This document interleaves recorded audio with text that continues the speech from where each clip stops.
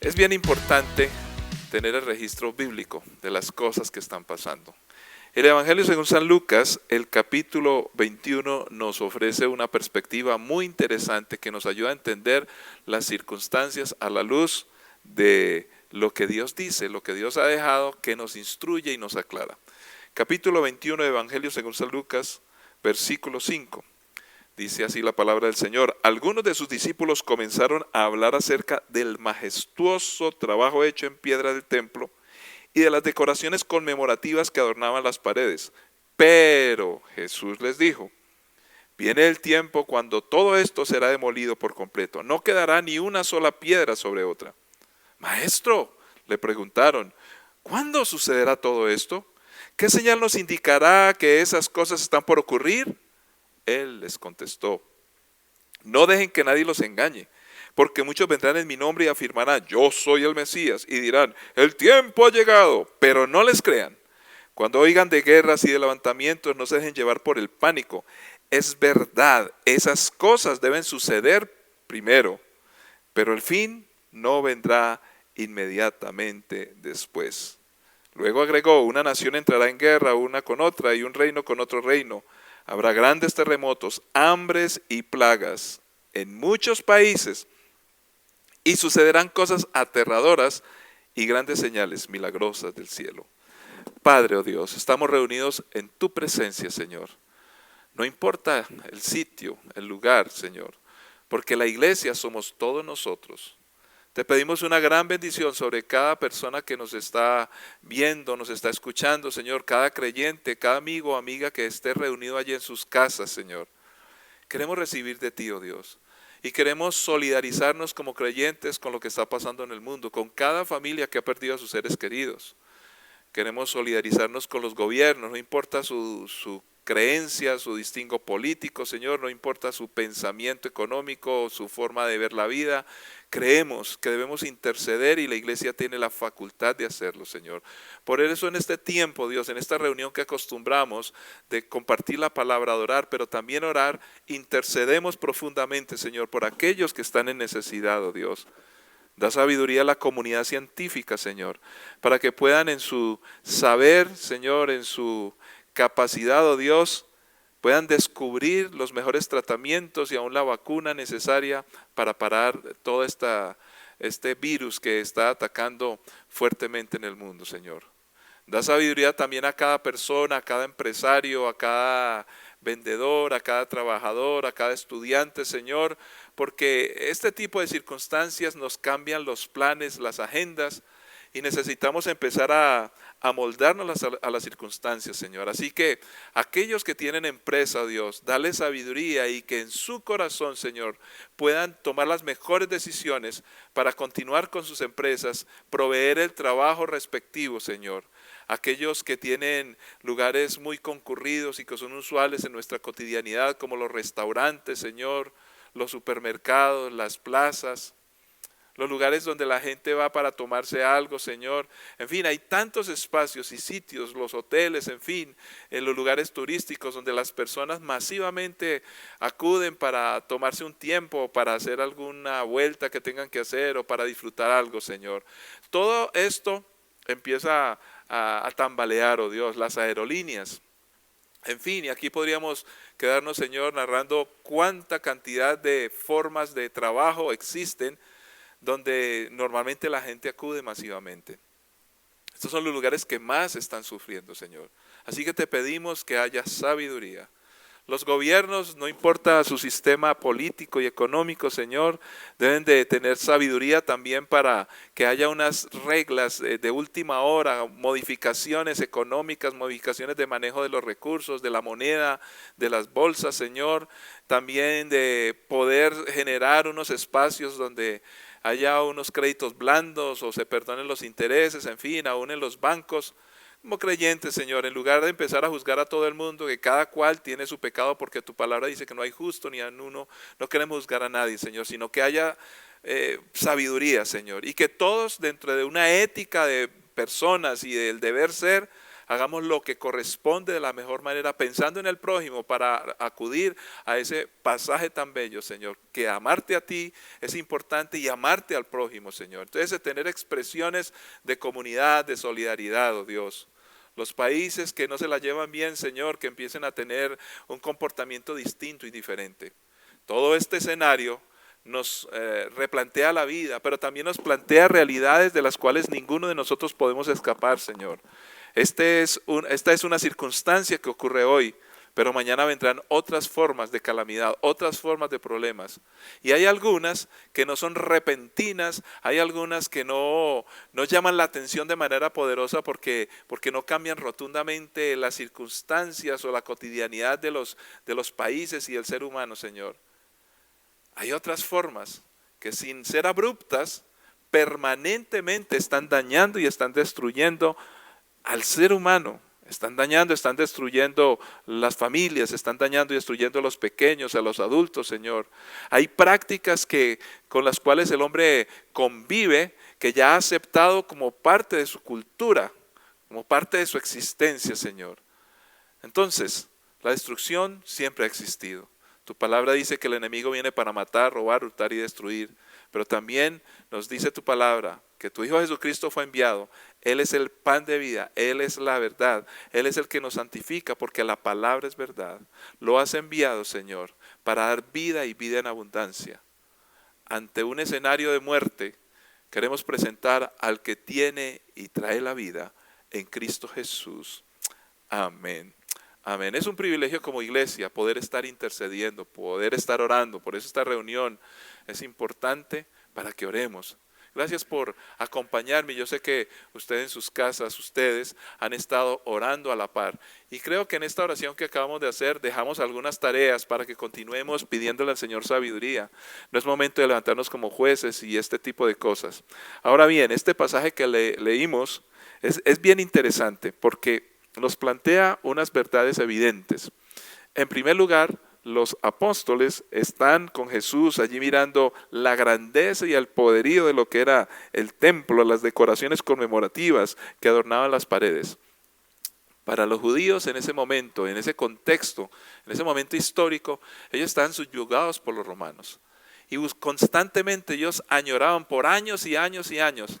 Recordando desde 586 a.C., ellos habían perdido su tierra, su terruño, y aunque ahora vivían allí, ese era territorio de un país invasivo, un país invasor que les había tomado. Entonces ellos extrañaban, y por las profecías y por su cultura, entendiendo que el pueblo judío ha sido un pueblo muy unido, un pueblo muy poderoso, ellos querían recuperar su tierra.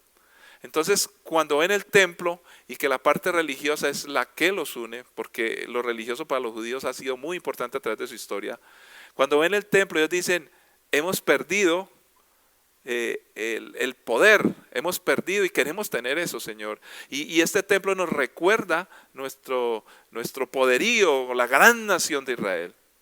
Y estaban bastante preocupados.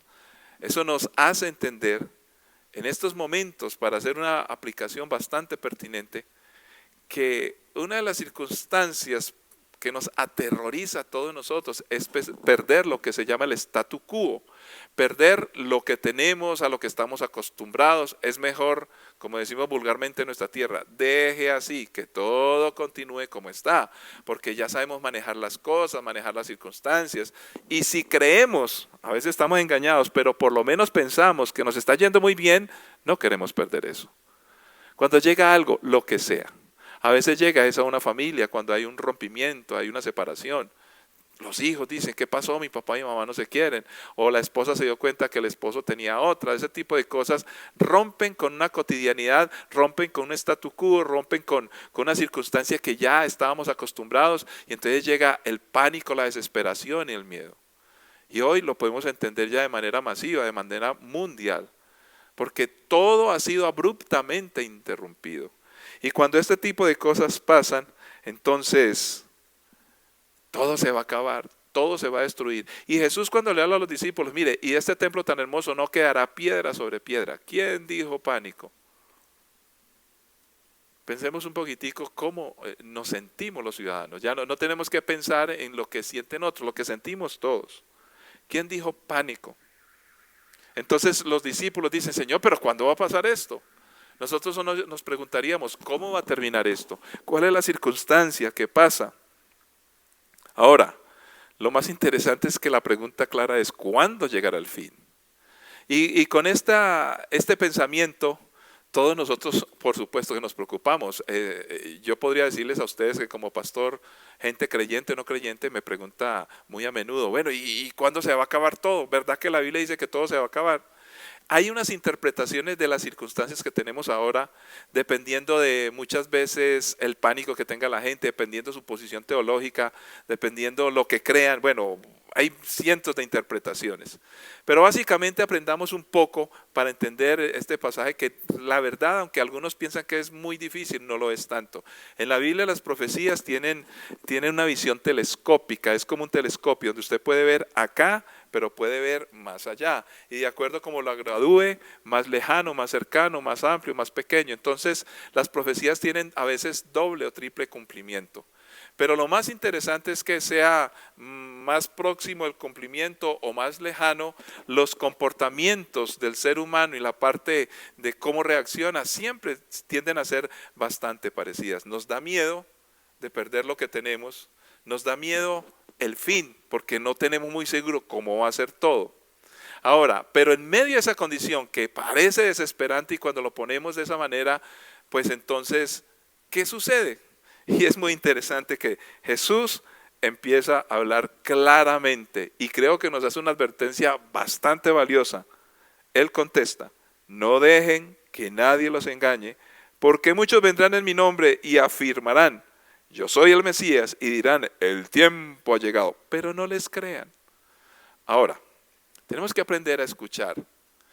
Y en estos momentos de pánico y de problemas, pues nos apresuramos a escuchar a cuánta cosa hay por allí, cuánta persona. Hay youtubers, hay uno muy famoso ahora en Colombia que reside en México y él dijo que el coronavirus había llegado a Ibagué, pero ahora está hablando de un asunto de conspiración. Y me puse a investigar un poquitico por la internet y descubrí que este señor en México es muy famoso porque él todos los años, cualquier cosa que pasa en el mundo, le da la interpretación que él quiere.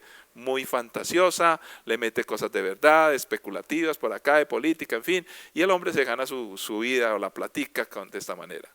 Ahora, ¿cómo lo tildamos a un personaje de estos? Que dice cosas inexactas, que no son, que especula. Pero para especular se tiene que apelar al miedo de la gente. En otras palabras, Jesús les está diciendo, en medio de las cosas difíciles, que ustedes piensan que llega el final, que las cosas se ponen difíciles, no se dejen engañar, señores, señoras, no se dejen engañar. Hoy tenemos otros medios, los profetas del WhatsApp, los profetas del YouTube, los profetas por aquí y por allá.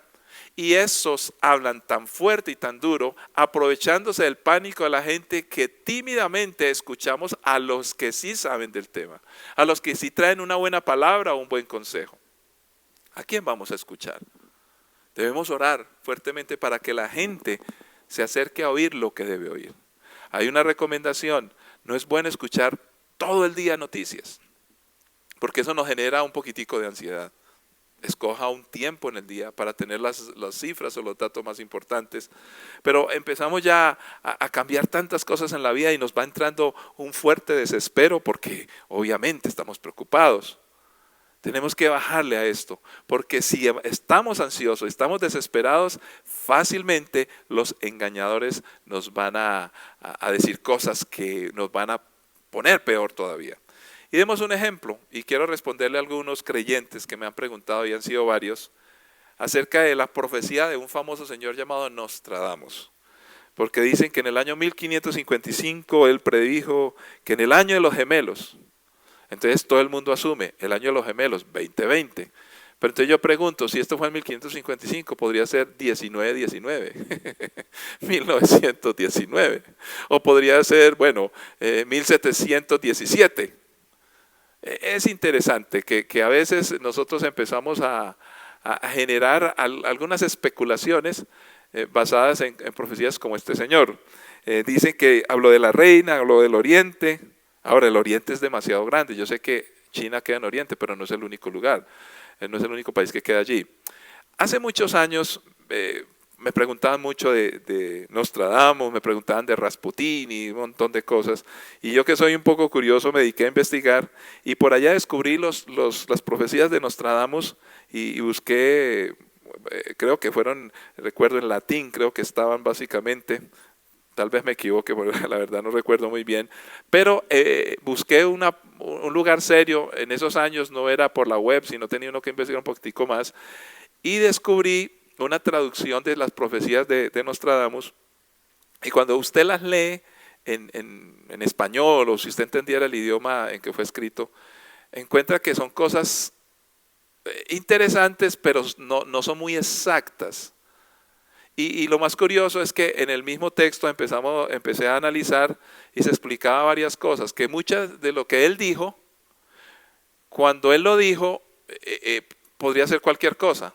Pero cuando ocurre un suceso en el futuro y usted toma la supuesta profecía de Nostradamus, usted la puede hacer casar, porque es tan general que la puede hacer casar con cualquier evento medio traumático. Lo curioso es que las personas tratan de casar estas profecías es con cosas que alteran a todo el mundo y que lo ponen en pánico. Ese es precisamente el caldo de cultivo para ser engañados y que utilizan los engañadores. Yo le puedo decir a una persona, mira, yo percibo que tú te vas a encontrar con una mujer de vestido rojo. Ahora, cuando el hombre sale a hablar conmigo, sale a la calle, sus sentidos están aguzados para ver a una mujer y un color rojo. Indiscutiblemente, todos los días vemos mujeres con trajes rojos.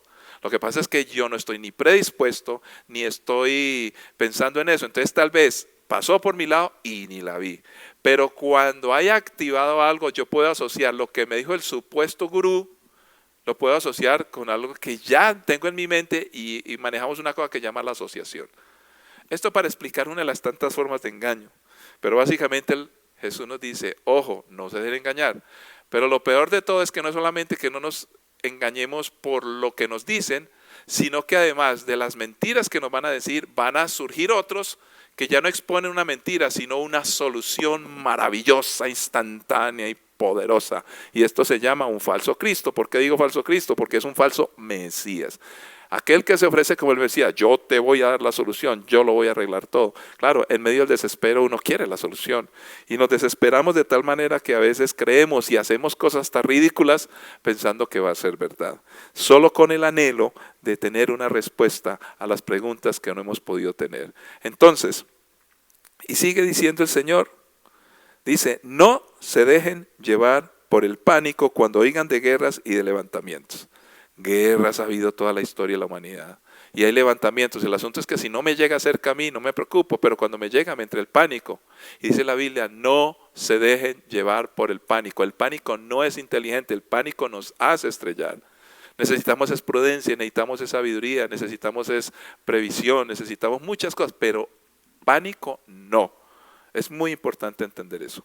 Ahora, pensando en estos escenarios que más adelante nos narra el texto, habla de la guerra, habla de terremotos, habla de hambres, habla de plagas, cosas nunca vistas. Indiscutiblemente que este es un menú que está al orden del día en nuestros tiempos. Usted se imagina cómo estarán las personas en Afganistán, en Irak, con problemas de guerras constantes, en Siria, y para colmo llegan estas pestes. Indiscutiblemente tiene que pensar en una situación como esta. El pánico nos puede dañar. Sin embargo, el problema es que hay muchas interpretaciones de lo que ocurre. Una de esas interpretaciones es que todo se va a acabar. La Biblia dice, no, todavía no se va a acabar todo. Otros dicen que es castigo y juicio de Dios, exactamente el coronavirus. Pero lo que expone la Biblia claramente es que desde que el hombre pecó, dañó su relación con Dios, dañó su relación con la administración del mundo entero. Dice la Biblia que la tierra gime con dolores de parto por su redención, porque el hombre la ha aporreado, la ha dañado. Hoy se levantó, por ejemplo, la interpretación de los ecologistas, y creo que hay que ser ecologistas. ¿Pero qué es ecología? ¿A qué se refiere la ecología, por ejemplo?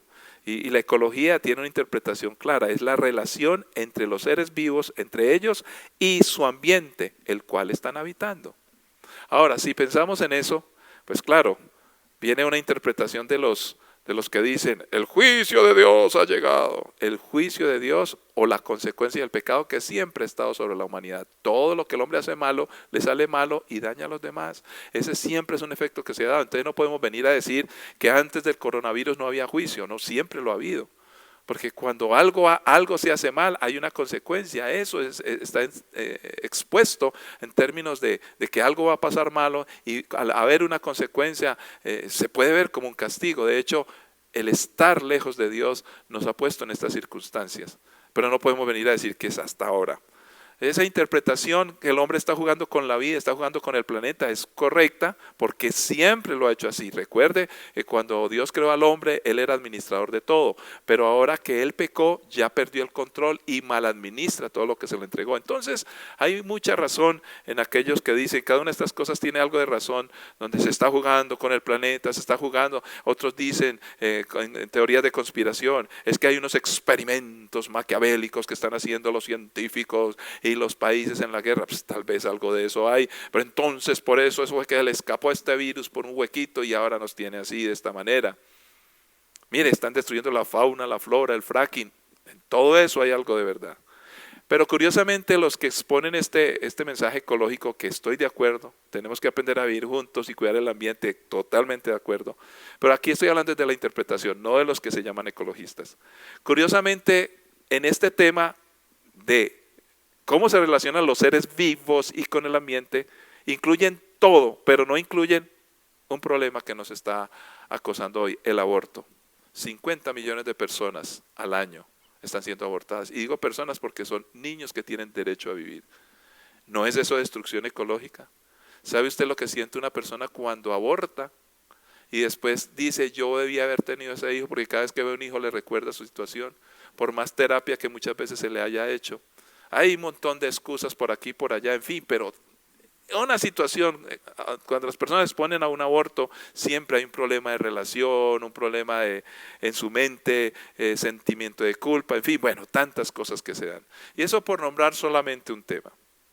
Ahora, el versículo 33 del capítulo 21, sin mirar todo el capítulo, nos dice, el cielo y la tierra desaparecerán, pero mis palabras no desaparecerán jamás. ¿Qué me está enseñando la Escritura? Hay muchas interpretaciones de lo que puede estar pasando. Algunos dirán, no, pues es el error del hombre. Pues, nosotros los creyentes le llamamos el pecado del hombre. Ahora, no se trata de culpar. A ver, ¿quién es el culpable? Yo creo que todos hemos cometido errores ecológicos. Todos hemos pecado contra Dios, contra otros. Para algunos el pecado no existe, pero si existe la ofensa, bueno, entonces dígale ofensa. Pero ¿cuántos errores hemos cometido? Y se nos sale de control las cosas. No es tiempo de desesperarnos. Porque dice aquí la palabra, todo puede pasar, pero mi palabra no pasa. La palabra de Dios alimenta, alienta, levanta, restaura, bendice, te pone a pensar diferente. Debemos de ser muy responsables. Debemos de acatar los mejores consejos de salubridad que podamos tener, de prevención, por supuesto. Se nos está hablando sabiamente de que esta es una gripa que es muy asustadora porque no se conoce la cura. Pero todo el tiempo está muriendo gente de otras cosas, que sí se conoce la cura, inclusive las cifras son mayores. Entonces es la sensación de pánico y de miedo. Y por supuesto que muy razonablemente las explicaciones de los sabios que he atendido puntualmente, el problema más serio no se da en el virus como tal, sino que si la gente se contamina en gran masa, y son muchos, y es más, sumados a los que tienen gripa, pero no es coronavirus, y a los que están en un shock nervioso, y todos corren masivamente a ser atendidos en salud, pues hace que colapse el sistema. Entonces muchos van a morir de una apendicitis que no pudo ser atendida porque el personal médico y las camas y los quirófanos estaban ocupados. Aquí con este ejemplo sencillo empiezo a explicar que hablando de ecología todo está conectado. Y hablando de ecología, mis errores como hombre, aunque piense que son los míos, tarde o temprano, así lo haga escondido, nadie se dé cuenta, puede afectar a mis hijos y a mi esposa, puede afectar a mi familia, puede afectar a mi compañero de trabajo. Nosotros no podemos aislar nuestros errores de lo que pasa en comunidad, en sociedad. La familia es el lugar y el centro más importante, contenedor de todo. De hecho, lo que nos han dicho, quédese en la casa, el hogar. Yo le doy gracias a Dios, no porque pasó el coronavirus, pero que esta es una oportunidad para que los padres se acerquen a los hijos a los padres, como dice la Biblia, para que los esposos hablen más, para que empecemos a hacer caso de lo que los científicos dicen hoy, quedándote en casa, papá y mamá, cuide a los niños, cuide a los ancianos. Mire que nos están dando los consejos que dice la Biblia, respeta al anciano, los hijos obedezcan a los padres, le está diciendo póngale cuidado a sus hijos porque los niños muy pequeños, ellos no van a lavarse las manos y van a tocarse con sus compañeritos porque quieren correr, quieren sudar y están corriendo por aquí y por allá y lo tocan todo. Entonces, por favor, proteja a sus hijos. Hombre, el coronavirus es el menos peligroso mal que puede dañar a nuestros hijos. Los padres debemos estar pendientes de ellos. Debemos de estar en familia, no porque nos encerraron por un problema de salubridad. Debemos estar en familia porque nos amamos unos a otros, porque es lo que Dios mandó. Y el lugar más seguro del planeta Tierra debe ser el hogar de cada persona. Tristemente muchos no dicen eso. Todos estos consejos están allí en la palabra. Mis palabras no pasarán. Cuando llegamos a la palabra de Dios, y yo hago un desafío respetuoso, aquellos que no creen mucho en la Biblia, me he encontrado con muchos, y me hablan a veces más del texto, pero cuando me hablan se nota que nunca lo han leído. Cuando lo empezamos a leer y empezamos a encontrar palabras de sabiduría allí, y palabras tan lógicas, el control de todo se hace cuando estamos en casa con los nuestros. Así de sencillo. La Biblia lo dice antes de todo coronavirus. La Biblia lo dice desde mucho tiempo atrás, en el hogar. Las buenas costumbres, las buenas protecciones, aprender a ejercer liderazgo, aprender a caminar en la vida. Yo creo que siguiendo el consejo de Dios y corroborada la palabra por los consejos de los sabios, ahora que todos están de pelo parado, tenemos que empezar a ser cuidadosos, a protegernos, a estar en familia, a valorar las cosas más importantes. Nos damos cuenta que la sociedad de consumo nos tiene arruinados y empezamos a pensar un poquitico más en la vida. ¿La vida de quién? No solamente la nuestra, de aquellos que amamos, nuestros hijos, el cónyuge, nuestra cónyuge, el amigo, la amiga. Y como escuchaba hoy sabiamente de alguien en un programa de televisión, hombre, en este momento todos empezamos a valorar qué rico es salir a jugar fútbol con los amigos. Qué bueno es salir a comprarse un cono con los hijos, y hay países donde ya nadie está pudiendo hacer eso en estos días. Valorar momentos simples, donde hay una sonrisa, hay una palabra de amor, de cariño, donde hay un compañerismo, donde estamos juntos. Eso es tan valioso. No necesitamos ser ni ricos, ni intelectuales, ni del primer mundo, tercer mundo, ni de la raza blanca, negra, amarilla. No, solamente todos los seres humanos en lo que Dios nos entregó, que dice su palabra, que no pasa, nos dio la capacidad de sonreír, amar, abrazar, acompañar, proteger. Piensa en esto y sigamos orando y creámosle a Dios. Amigos, reconozcan a Jesucristo como el Salvador personal, el que fue encarnado para darnos vida y vida en abundancia. Sus palabras no pasan y están por encima de todo pánico y todo mensaje que nos quiera arrinconar. Padre, gracias por cada persona, Señor. Gracias por cada vida, gracias por cada familia. Gracias, Señor. En estos momentos de dificultad, en lugar de atacarnos, oh Dios, que todos tenemos errores y cosas por las cuales mereceríamos aún ser atacados. Señor, porque somos culpables de muchas cosas, todos los seres humanos. Queremos acercarnos a ti, queremos ser muy responsables y queremos responder por nuestras vidas en buena administración, con una alta ética y en compañerismo y en amor con nuestras familias, acercarnos y valorar las cosas importantes de la vida. Y que aunque este momento es duro, en el futuro todas las familias del mundo recuerden, hubo un tiempo de penuria, dificultad mundial, un acoso, un pánico, un terror, pero aún salieron cosas buenas. Cuando vemos la vida de esa manera, que está aconsejada en tu palabra, nos damos cuenta, todo desaparece, aún el coronavirus, pero tu palabra es firme y fuerte y nos acompaña. En Cristo Jesús.